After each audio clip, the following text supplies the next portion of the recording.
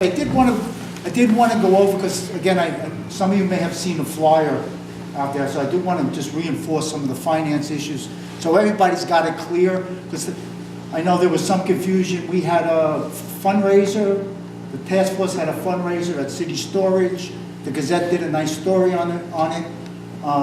The $100,000 number was in the story, which was the city funding. I wish we raised $100,000. We didn't raise $100,000, but we did really well. We raised $17,000 in private money.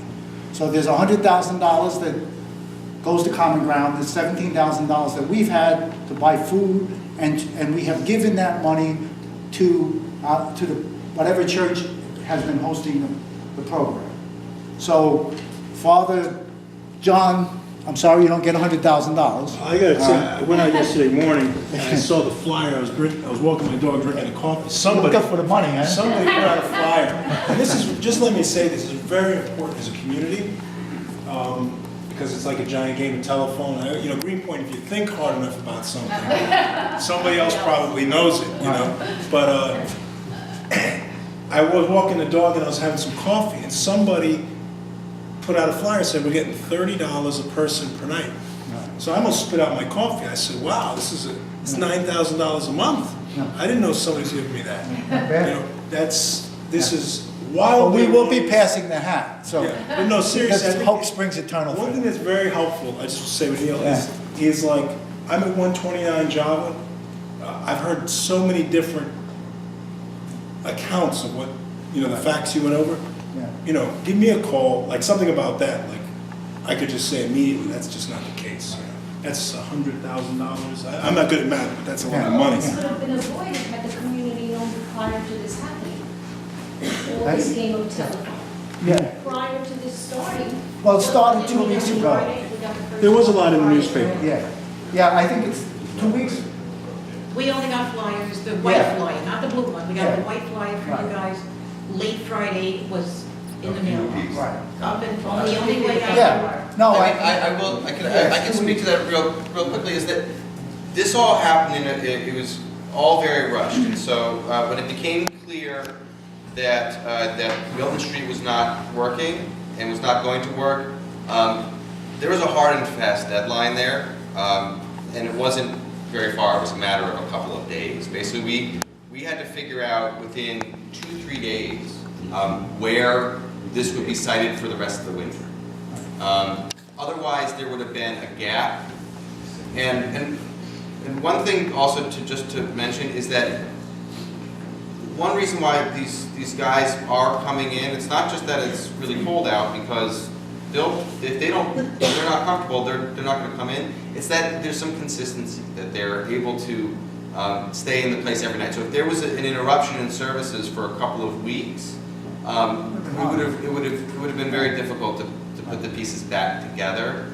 So this was obviously, it would have been ideal to have a couple 2 weeks advance notice so that we could have gone out to everybody on the block and had that conversation. But this was about as quickly as we were able to get all of us together. And I had the conversation with Neil, I had the conversation with Father Mers. We wanted to get this together as quickly as possible, and we didn't literally we had 3 or 4 days, or else the program would have been. Yeah, and since I chaired the task force, I'll just apologize, because we were moving a lot of things around. I don't get paid, I'm a volunteer, and we needed to make sure that the city checked the exit signs. We needed to make sure that the van was coming, if it was really going to work. And I think you put something on your website. And put something out. And and then we said, let's set up a meeting. And and you're right. If we had gotten the information out earlier, there'd be less confusion. So I'll apologize for that. I guess 2 weeks wasn't fast enough, but what's important tonight is to give you the facts. So we're ready to now transition. The honest fact. 2 months ago, that there was talk about this being a shelter. 2 months ago. No, there was talk about this being a shelter 6 months ago. Okay. Yeah. So then what? That's why I heard it 2 months ago. So then what? But then it got. I don't know if you just came in. No. No, you didn't. All right. So if you remember when I went over the history, Yes. All right, the original thought was going to be here. And then, because of his development issues for upstairs, he couldn't make a commitment to the city. So when that became apparent, then we just started looking around, we ended up going to the other place. So you may have been, So there was no commitment to this residence until 2 weeks ago, is that what you're saying? yeah, literally, it was on Mill Street. Yeah. No, I'm aware of the. Yeah, of the- no, I mean, our original, again, St. Anthony's, we were looking for a place, Father John was interested, in fact, I believe, it might have been in May or June, I met in your place with some of the people from the vestry, we talked about this possibility, we didn't have the funding. If we got the funding, would they be open to it? They said, yeah, we would entertain it, come back, we would talk about it, you know, I mean, the city has to come in and look, is this work, are there enough exits, all this other kind of stuff. They started to do that. It's like it's 2 weeks late and kind of a sneak, all right? Okay, so I apologize for 2 weeks late.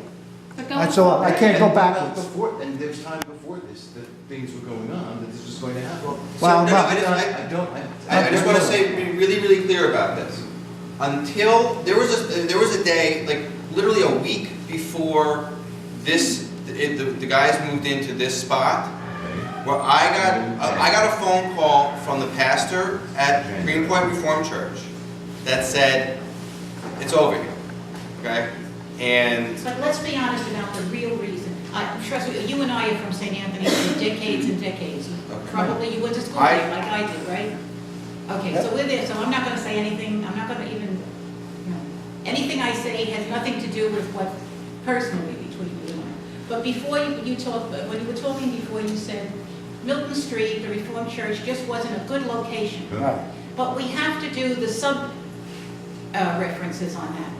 And a couple of them is, number one, it was because of public urination, it was because of public defecation on private property, which I spoke to Father, that is the correct pronoun.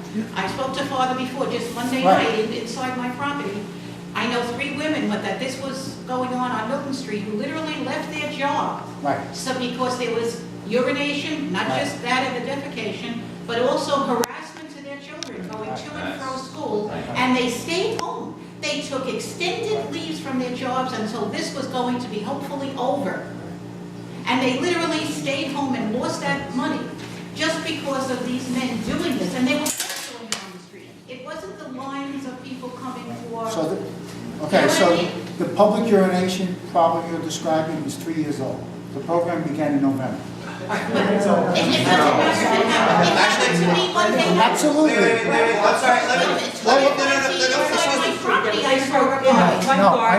you're right, but ladies and that, gentlemen, excuse me. Harassing her daughter. no, Excuse me, but the, He went to my house 25 you're right, years you're right that there's a problem there, but there are hundreds and hundreds of people using that facility, and they've been doing that for years, before these 9 guys came. And that's, So that was 9 guys, they go to 18. Nighttime, middle of the night. Wait, ladies and That's gentlemen, different. excuse me, let's get this back under control here, okay? we got a hand in the back for a while, so we'll, yeah. I want to get something sort of.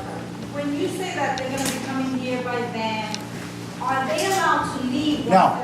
No. Who's going to stop them? I mean, No, they're, This guy, with the mustache. I'm sorry, one of your guys, it was between 10, I'm so sorry to interrupt you. Between 10 and 10:10 the other night, I came out, I've got 2 houses on my property, you probably know where I live. Right. My daughter's in the front with her family, I'm in the rear. And there's a big, what I call a half walkway, would you call it a half walkway? She's in the house next to me, she's in Newbie, she's in the condo, but she's here, you understand, you know from being in Greenpoint where we may argue with each other, and we may have a thing, but we're family the next day, that's how it is. But I came out to throw garbage, I have to walk 125 feet to get to the front of my property.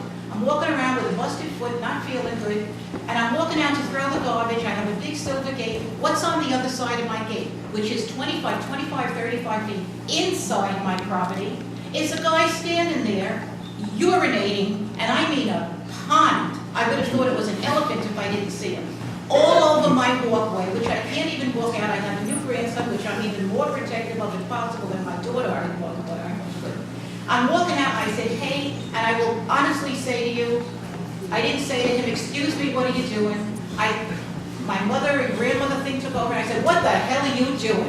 And as I walked out, he put his thing up and he walked out. I followed him out without a cane. Followed him out, and where did I see him? I told Father on the phone before, we were kind enough to talk for a while.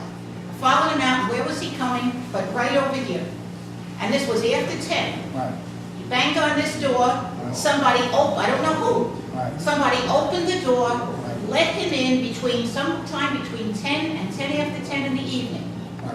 And I was out there until way after 11 with buckets of soapy water. Now, Father told me they're not supposed to leave here after that time of Right. night, correct? Correct. Nobody leaves once they Nobody come in. leaves. Right. Yeah. And then Yeah. when I called your office, the people in your office, because I called the police at first, I didn't know at that time you guys, had this here. But I had been finding 2 or 3 times on my front stoop from the front house. During the day, I'd go out, paper bags with empty bottles of beer or wine inside. I had no clue where they were coming from. So I figured, hey, this is 2 or 3 times since the beginning of February. I would just throw them in the garbage. Now, apparently it was coming from this because it's only been the last couple of weeks. So I called you, when I called the police, I didn't know who to call. They said, oh, well, wait, there's a thing going on over at Ascension. Our community affairs offices, which from, like I say, my entire life thus far has been within 1.5 blocks of here. I'm only here since 1972 on this block. Okay, my All right. concern is, Now, they- excuse me, my concern is that, do we know how many sex offenders are gonna be brought Right. here? And are they gonna be allowed to leave once they get here? That's Are they gonna be out? They're gonna come here, they're coming, Once they're here, right. we don't know who's the sex Right. offender. Are they gonna be Yeah. able to leave? The people If come- they don't wanna stay, by law, you can't hold somebody. If Yeah. someone wants to leave, and they leave out that door. That door lock, that door locks. They don't go out. Just That's the like deal. Programmatically, Yeah. like, so whoever comes, there's 9 to 10 guys that are like our guys that are staying here, they're the regulars, it's no like random people, like these are You all guys people just that- said before, if somebody knocked on the door, you would allow them to come in. No. No, well, I saw that happen. She said she saw the I way. saw it happen. So, but in terms of who stays here, it's the 9 to 10 guys. So if somebody comes, like, if one of those guys blows out of here in the middle of the night, it's our staff's responsibility to get them off the block and move them along. But the And way that's Father the- explained to me, nobody should be leaving here. Nobody after that should. time. Right. And if they leave, they're never allowed to come back. I do Well, just- I called the Manhattan office and the fellow answered, I don't know.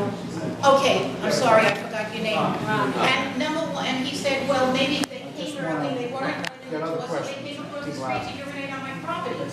I don't, I